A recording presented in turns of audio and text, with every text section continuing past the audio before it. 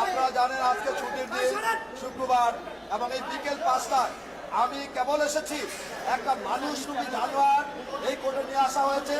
একটা মানুষরূপী জানোয়ার হয়েছে, সেই জন্য একজন আইনজীবী হিসাবে, বিদেশের একজন জনতা হিসাবে আমি আজকে এসেছিলাম কোর্টে। আপনারা জানেন 2014 সালের পর থেকে মানুষের কণ্ঠ রোধ করার জন্য, বিরোধী মতকে প্রতিরোধ করার জন্য, বিরোধী মতকে স্তব্ধ করার জন্য এই আজকের যে আসামি, আপনারা জানেন বাংলাদেশটা শুধু আন্তর্জাতিকভাবে বিখ্যাত সেই আয়না করে আজকে রূপকার ছিল আজকের আসামি। আপনারা জানেন এই একটি শ্রেণীর একটি ব্যক্তির ক্ষমতাকে কুক্ষিগত করার জন্য, স্থায়ী করার জন্য আজকের এই আসামির মতো কয়েকজন উচ্চ পদস্থ সেনাবাহিনীর কর্মকর্তা, পুলিশ কর্মকর্তা, র্যাব কর্মকর্তারা মানুষের কণ্ঠ চেপে ধরেছিল। আপনারা সাংবাদিক ভাইরা ভয়ে ভীত ছিলেন, তারা আয়নাঘর তৈরি করেছিল। আপনাদেরকে কথা বলার স্বাধীনতা দেওয়া হয় নাই, আপনারা ইচ্ছা করলেও লিখতে পারেন নাই, আমরা মাঠে নামতে পারি নাই, বিএনপি নেতা কর্মী মাঠে নামতে পারে নাই।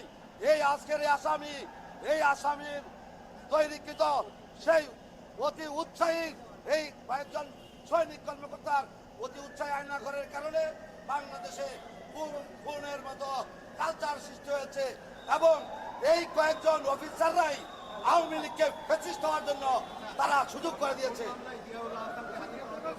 নিউ মার্কেট মামলার একটি হত্যা মামলায় তাকে আজকে প্রডিউস করা হয়েছে। তার বিরুদ্ধে আসলে তো অসংখ্য হত্যা মামলা হবে। আপনারা জানেন তিনি আয়নাঘরের কারিগর ছিলেন, তিনি জেনোসিস, তিনি গণহত্যার একজন অন্যতম আসামি। আর এই মামলায় তাকে 10 দিনের রিমান্ড চাওয়া হয়েছিল, আদালত তাকে 8 দিনের রিমান্ড মঞ্জুর করেছেন।